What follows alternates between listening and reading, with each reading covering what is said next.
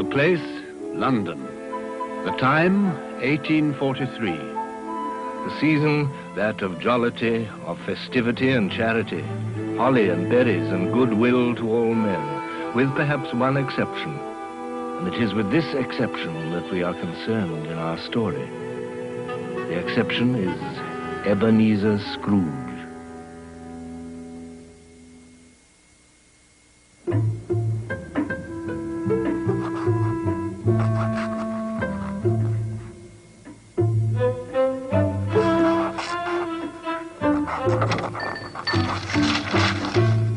A Merry Christmas, Uncle. God save you. Humbug. Christmas a humbug, Uncle? You don't mean that, I'm sure. Oh, but I do. Merry Christmas? What reason have you to be merry? You're poor enough. Well, come then, what reason have you to be morose? You're rich enough. Bah! Humbug. Don't be cross, Uncle. What else can I be? Out upon a Merry Christmas. If I could work my will, every idiot who goes about with Merry Christmas on his lips should be boiled in his own pudding and buried with a stake of holly through his heart. Uncle! Keep Christmas in your own way and let me keep it in mine. Don't be angry, Uncle. Come, dine with us tomorrow. Never. No, good afternoon. I'm sorry with all my heart to find you so resolute. But I'll keep my Christmas humor to the last. So, a Merry Christmas, Uncle, and a Happy New Year. Good afternoon. And a Merry Christmas, Mr. Cratchit. Merry Christmas, sir. Good afternoon. Scrooge and Marley's, I believe. Have I the pleasure of addressing Mr. Scrooge or Mr. Marley? Mr. Marley has died 7 years ago this very night. At this festive season of the year, Mr. Scrooge, a few of us are endeavouring to raise a fund to buy the poor some meat and drink and means of warmth. But are there no prisons? Plenty of prisons. And the treadmill and the poor law, the union workhouses, they in full vigour then? Both very busy, sir. Oh, I was afraid from what you said at first that something had occurred to stop them in their useful course. I don't make merry myself at Christmas, and I can't afford to make idle people merry. Yes, I know. You'll tell me that many can't go there, and many would rather die. Well, we'd better do that than decrease the surplus population. Good afternoon, gentlemen. Good afternoon. You'll want all day tomorrow, I suppose, If quite convenient, sir. It's not convenient, and it's not fair. If I was to stop you £0.50 for it, you'd think yourself ill-used, I'll be bound, And yet you don't think me ill-used when I pay a day's wages for no work. It's only once a year, sir. Well, that's a poor excuse for picking a man's pocket every 25th of December. You'll be here all the earlier the next morning. Even the blind man's dog knew old Scrooge and avoided him. Scrooge kept all humanity at a distance and liked it that way.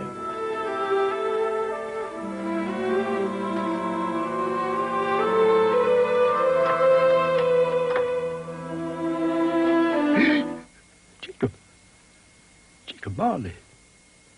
Oh.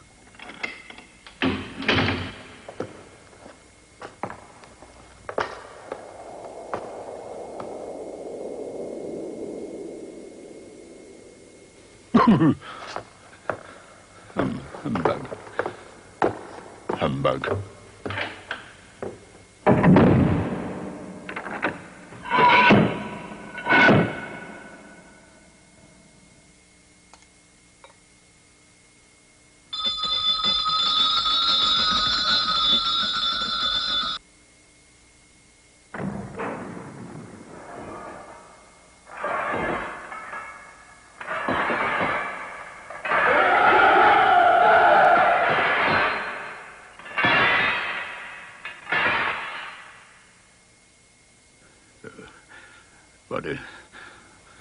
What do you want with me? Much.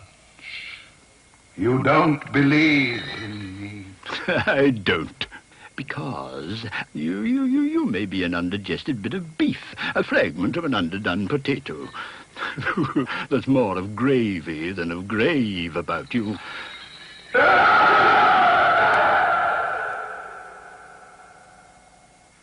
I wear the chain I forged in life. I made it link by link and yard by yard. I girded it on of my own free will, and of my own free will I wore it. Now, you were always a good man of business, Jacob. Business!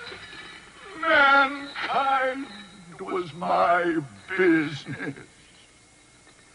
Why did I walk through crowds of fellow beings with my eyes turned down, and never raise them to that blessed star which led the wise men to a poor abode? Hear me. I will. I am here tonight to warn you that you have yet a chance of escaping my fate. Ebenezer, you will be haunted by 3 spirits. Expect the first tomorrow when the bell tolls 1. Expect the second on the next night at the same hour. The third upon the next night when the last stroke of 12 has ceased to vibrate.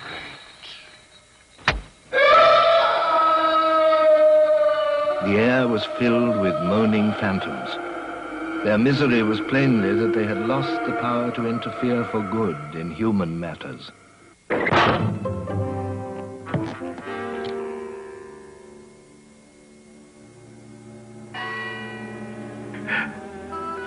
Scrooge awoke to the chimes of a neighboring clock. His room was flooded with light, and a hand opened the curtains of his bed. Are you the spirit, sir, whose coming was foretold to me? I am. Who and what are you? I am the ghost of Christmas past. Long past? No, your past. What brings you here? Your welfare. Rise and walk with me. Good heavens. I was a boy here. Your lip is trembling. What? And what is that upon your cheek? Nothing. Nothing? These are but shadows of the things that have been. They have no consciousness of us. The school is not quite deserted. A solitary child, neglected by his friends, is left there still. A poor boy. Let us see another Christmas. Do you know this place? Know it? I was apprenticed here. Oh, why, it's old Fezziwig. It's Fezziwig, alive again. Yo-ho, me boys. No more work tonight. Christmas Eve, Dick. Christmas, Ebenezer. Clear the way, me lads. Shut up, Ebenezer. Merry Christmas to you.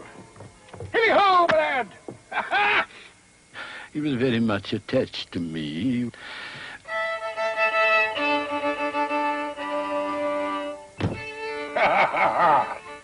Welcome, everybody.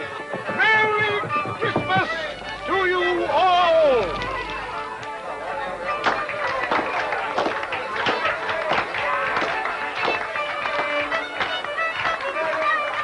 A small matter to make these silly folks so full of gratitude. Small? Why is it not? He has spent but a few pounds of your mortal money, 3 or 4 perhaps. But it isn't that, Spirit. He had the power. He had the power to render us happy or unhappy, to make our service light or burdensome, of pleasure or of toil. My time grows short. Quick. You are changed. You fear the world too much. There is nothing as hard as poverty, so I pursue wealth. I have seen your nobler aspirations fall off one by one until the master passion, gain, engrosses you. Our contract is an old one. I can release you. Have I ever sought release? In words? No, never. In what, then? In a changed nature, in an altered spirit. May you be happy in the life you have chosen.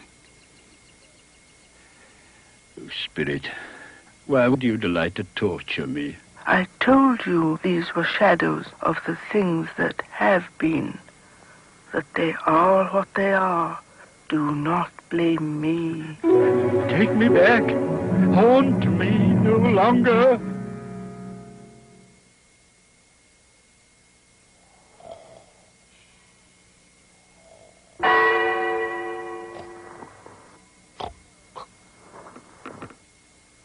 Enter, Ebenezer Scrooge.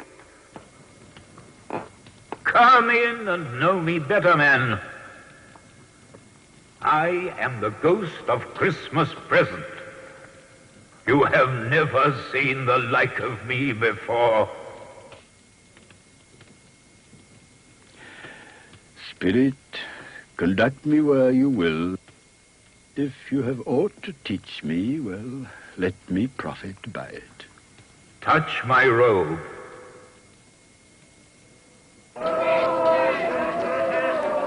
As they walked, the spirit shed from his torch a few drops of good cheer on the passers-by. They stopped to bless the humble dwelling of the Cratchit family. And how did little Tim behave? As good as gold. He told me coming home that he hoped the people saw him in the church because he was a cripple, and it might be pleasant to them to remember upon Christmas Day Come on, Timmy. who made lame beggars walk and blind men see.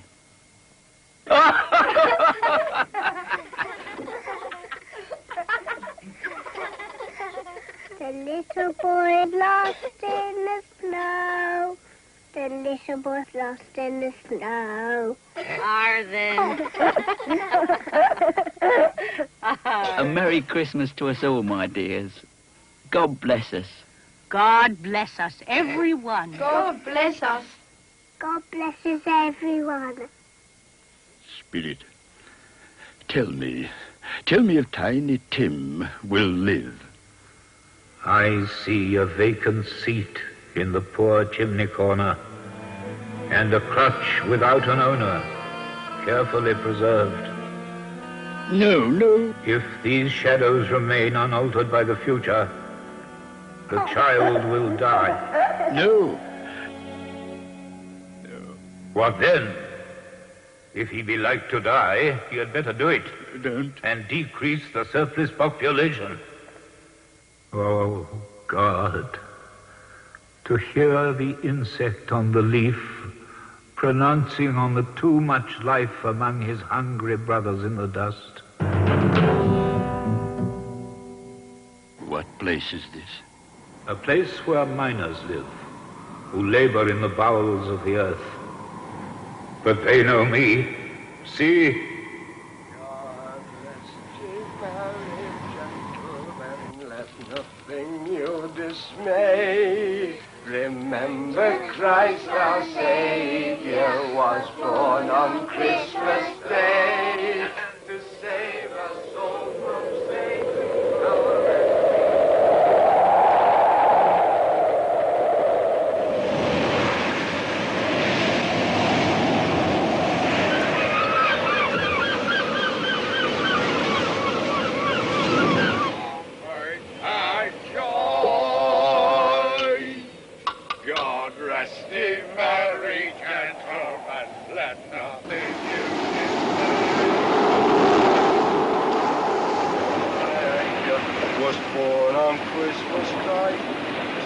Save us all from Satan's path when we have gone astray.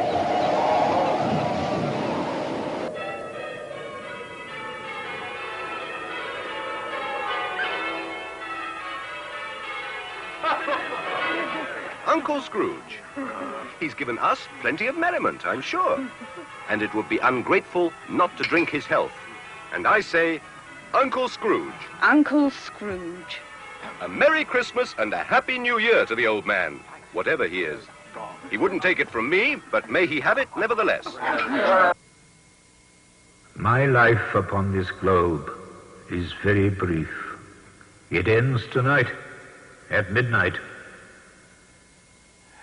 Forgive me, but I see something strange. Look here. Look, down here. Spirit? Are they yours? They are man's, and they cling to me. This boy is ignorance. This girl is want. Beware them both, but most of all, beware this boy. Have they no refuge? No resource? Are there no prisons? Are there no workhouses?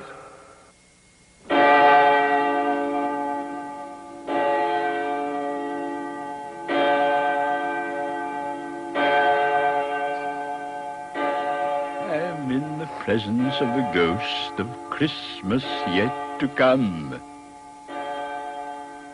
You are about to show me shadows of things that have not happened, but will happen in the time before us.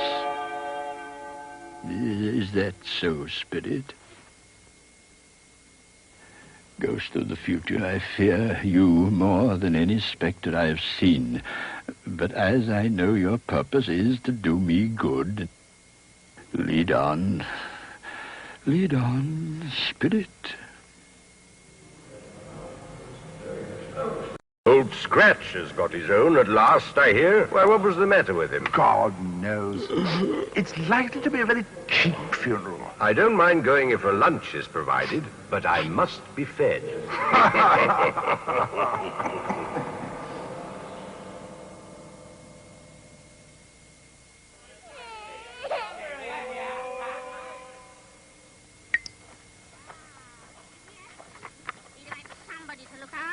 When he was struck with death.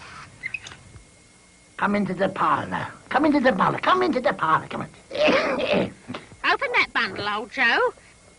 What have we got here, buddy? His blankets. Bed curtains. You don't mean to say you took 'em down, rings and all, with him lying there? Yes, I do. If he wanted to keep him after he was dead, why wasn't he natural in his lifetime? It's a judgment on him. Spirit, I see. Yes, I do see. Oh, God, merciful heaven, what is this? Spirit, this is a fearful place. In leaving it, I'll not leave its lesson. Let us go. I understand you, and I would do it if I could, but I have not the power. Spirit, I have not the power. Let me see some tenderness connected with the dead. My little child. My little child.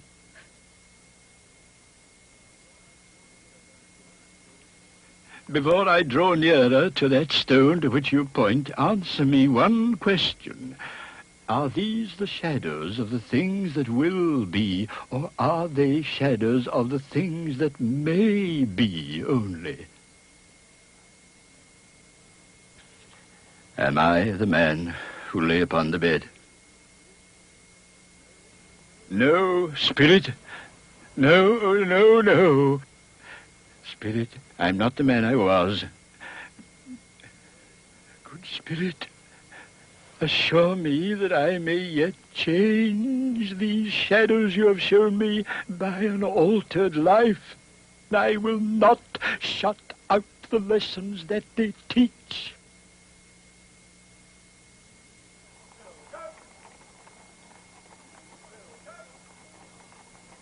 They're not torn down. Look, rings and all. Yes, I will live in the past, the present, and the future. Oh, Jacob Marley, heaven and the Christmas time be praised for this. I just don't know what to do.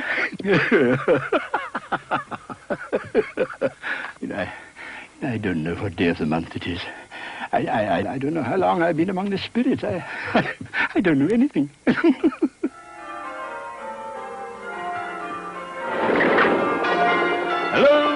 Hello! What's today? Hey? An intelligent boy. Oh, a remarkable boy. What's today, my fine young fellow? Today? Christmas Day. It's Christmas Day. It's Christmas Day. And I haven't missed it. The spirits have done it all in one night. Well, they can do anything they like. Of course they can.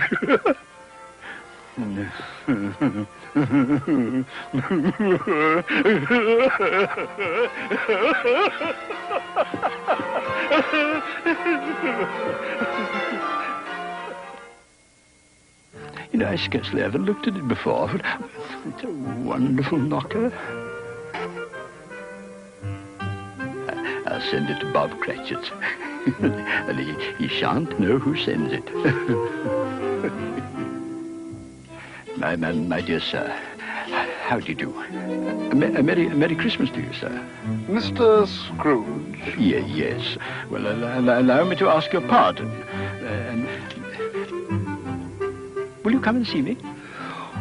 I will. Oh, thank you. Oh, bless you. Is your master at home? Yes, sir.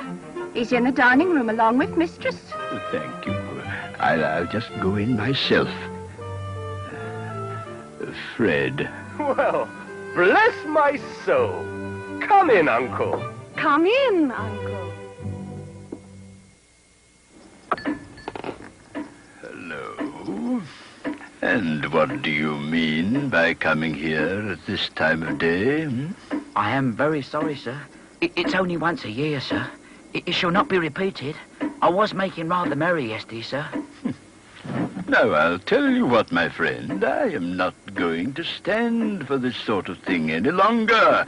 And therefore, I am about to raise your salary. A Merry Christmas, Bob. A Merry Christmas. I will raise your salary, Bob, and endeavor to assist your struggling family. And we'll discuss your affairs this very afternoon, Bob. Scrooge was better than his word. He did all he had promised and more. And to Tiny Tim, who did not die, he was a second father. It was said thereafter that Ebenezer Scrooge knew how to keep Christmas well, if any man alive possessed that knowledge.